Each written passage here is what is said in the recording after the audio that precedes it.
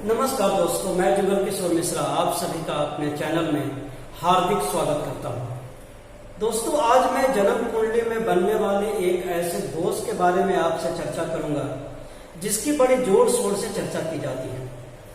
जैसा आप हेडिंग से समझ रहे होंगे कि आज मैं आप लोगों से काल सर्प दोष के बारे में बात करूंगा। दोस्तों, काल सर्प दोष की जब भी बात आती है तो इस दोष के बारे में ज्योतिष में बहुत सारी चर्चा की गई है या की जाती है। दोस्तों, हमें ज्योतिष के पुराने ग्रंथ हैं, वो किसी भी ग्रंथ में इस काल सर्प दोष का विवरण कहीं भी नहीं मिलता है। तो क्या काल सर्प दोष नहीं होता? बिल्कुल ऐसा नहीं है, काल सर्प दोष होता है। आधुनिक काल में काल सर्प दोष की बहुत बड़ी बड़ी व्याख्या की गई और ये काल सर्प दोष इंसान को तकलीफ भी देता है, लेकिन ऐसा नहीं है कि ये हमेशा तकलीफ देता है, ये होता है। और यदि अगर जन्म कुंडली में ये काल सर्प दोष जैसा कोई दोष होता है तो उसके प्रभाव क्या होते हैं?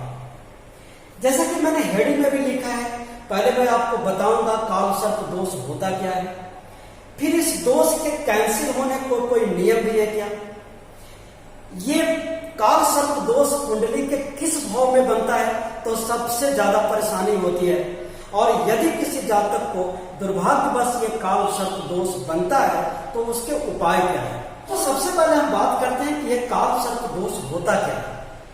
देखिए दोस्तों, सामान्य भाषा में कहा जाता है कि कुंडली में शनि, सूर्य से लेकर शनि तक सभी ग्रह जब राहु और केतु के बीच में आ जाते हैं तब काल सर्प दोष का निर्माण होता है। हमारी जन्म कुंडली में बन के सभी 9 ग्रह जब राहु और केतु के बीच में आ जाते हैं तो काल सर्प दोष का निर्माण होता है। अब आप इसको एक जन्म कुंडली के माध्यम से भी समझिए। मान लीजिए यहाँ पे राहु है और यहाँ पे केतु है, तो राहु और केतु के बीच में जो 7 ग्रह हैं सूर्य से लेकर शनि तक, यदि वो सारे के सारे ग्रह आ जाते हैं तब काल सर्प दोष का निर्माण होता है। लेकिन यहाँ पे एक नियम बहुत इंपॉर्टेंट है जो आप लोगों को समझनी चाहिए। काल सर्प दोष बनने के लिए ये जरूरी है कि राहु और केतु के बीच में जो ग्रह आते हैं वो राहु से क्लॉकवाइज चलना चाहिए, क्योंकि नॉर्मल स्थिति में ग्रह जो चलते हैं वो मान लीजिए यहाँ पे 1 लिखा है तो यहाँ पे 2 होगा, 3 होगा, 4 होगा, 5 होगा, 6 होगा, ऐसे चलेंगे।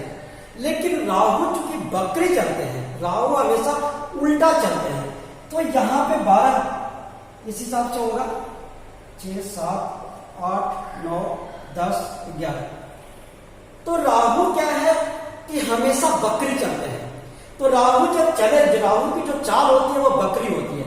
तो राहु जब यहाँ से यहाँ, राहु का जो चाल होगा वो यहाँ से राहु यहाँ की तरफ जाएंगे, ना कि इस तरफ जाएंगे।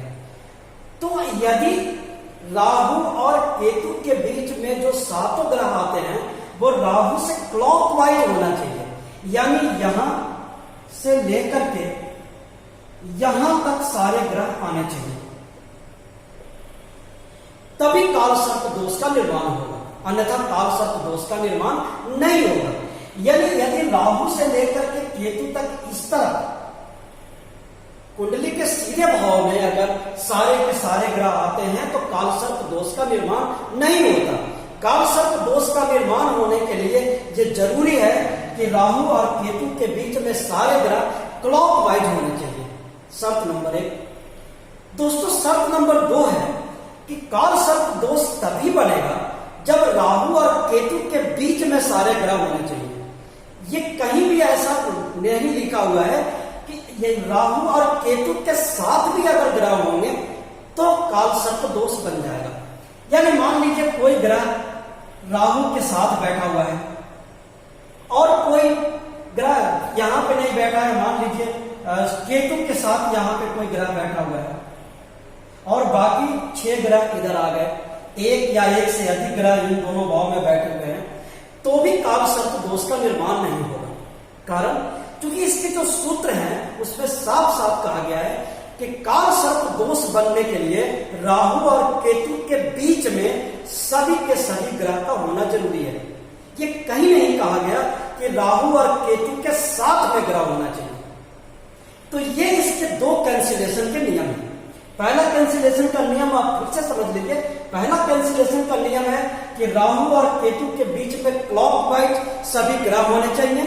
दूसरा नियम यह है कि राहु और केतु के बीच, राहु और केतु के साथ में कोई ग्रह नहीं होना चाहिए, तभी काल सर्प दोष का निर्माण होगा। अब दोस्तों हम ये बात करेंगे कि कौन से ऐसे भाव हैं जिसमें अगर काल सर्प दोष किसी इंसान को बनता है तो सबसे ज्यादा परेशान करता है। देखो 2 या 3 ऐसे भाव हैं जिस भाव में अगर काल सर्प दोष का निर्माण होता है तो इंसान को बहुत परेशानी आ सकती है, लेकिन सभी भाव में काल सर्प दोष बनेंगे और इंसान को बहुत बड़ी बड़ी परेशानी आएगी, ऐसा नहीं है।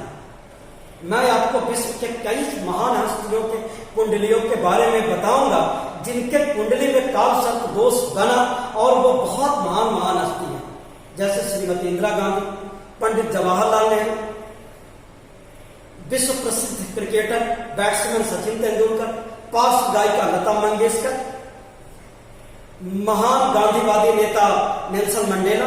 इन सभी के कुंडलियों में काल सर्प दोष बनता था और उन्होंने अपनी जिंदगी में बहुत बड़े बड़े पोस्ट पाए, बड़े शिखर पे अपने आप को लेके गए।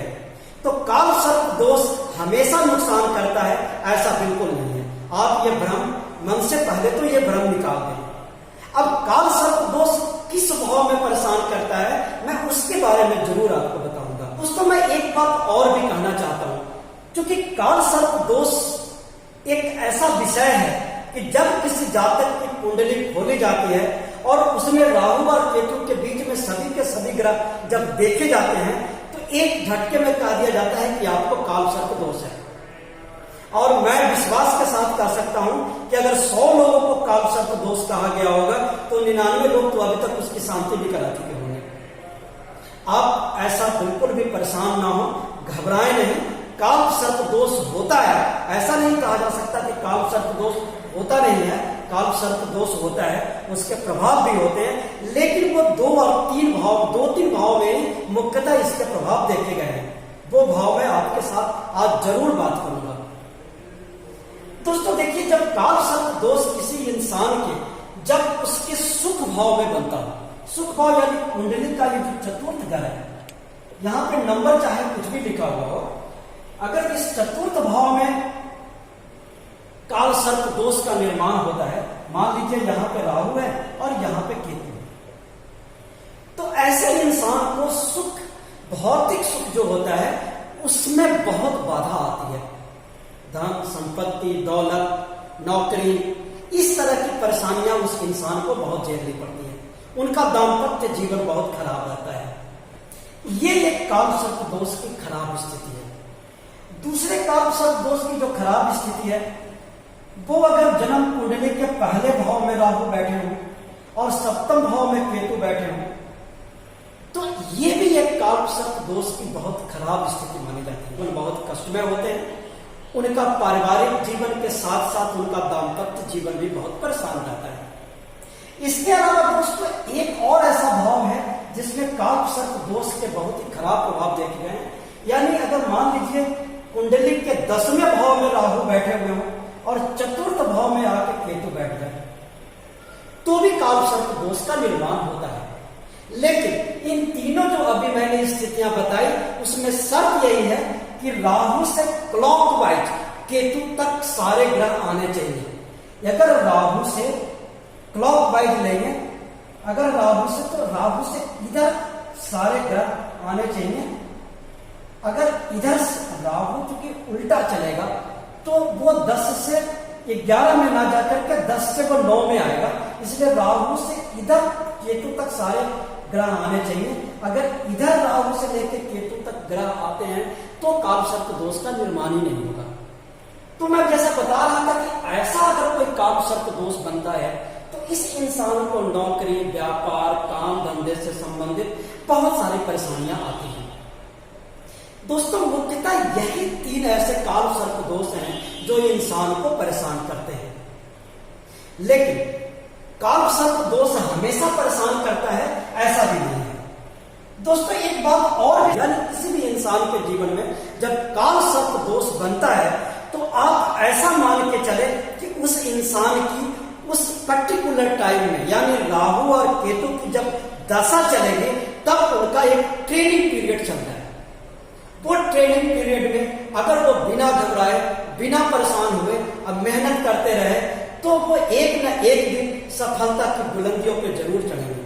क्योंकि जिस किसी भी इंसान के जिंदगी में, जिस किसी इंसान के भी जन्म कुंडली में काल सर्प दोष का निर्माण होता है, वो इंसान अपनी लाइफ में औरों की बजाय बड़ी चीजें अचीव करता है, ये भी निश्चित है।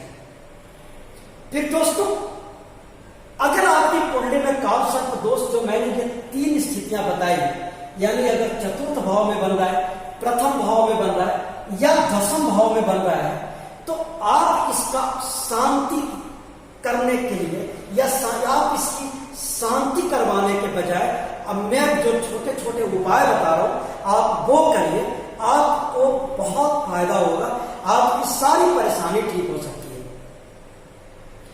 मैं आपको एक छोटा सा उपाय बताता हूं, आपको करिए। अगर ऐसी कोई काल सर्प दोष आपकी कुंडली में बन रही है, तो आप किसी भी शनिवार से शुरू करके अपने घर के आसपास में काले रंग के बैल को ढूंढिए और उसे 2 केले और थोड़ा सा गुड़ उस बैल को खिलाइए। ये काम आपको 7 शनिवार तक नियमित रूप से करना है। बहुत जल्दी आपको 60 से 70% काल सर्प दोष से संबंधित जो परेशानी आपके जीवन में आ रही थी, वो समाप्त हो जाएगी। दूसरा, एक और उपाय आप करें, भगवान शिव, भगवान गणेश की आराधना करें, आपके जीवन में सुख और समृद्धि वापस आ जाएगा। दोस्तों, आप लोगों से मेरा एक और निवेदन है कि इस 3 घर के अलावा, यानी प्रथम घर, चतुर्थ घर और दशम घर के अलावा, अगर कुंडली के किसी भाव में काल सर्प दोष का निर्माण होता है, तो आप प्लीज, मैं आपसे रिक्वेस्ट कर रहा हूं, निवेदन कर रहा हूं, आप काल सर्प दोष की शांति ना करवाइए। वो काल सर्प दोष आपके लिए एक मौका लेके आया है। आप उस टाइम से लड़िए, उस टाइम में स्ट्रगल करिए, आपको बहुत कुछ मिलने वाला है।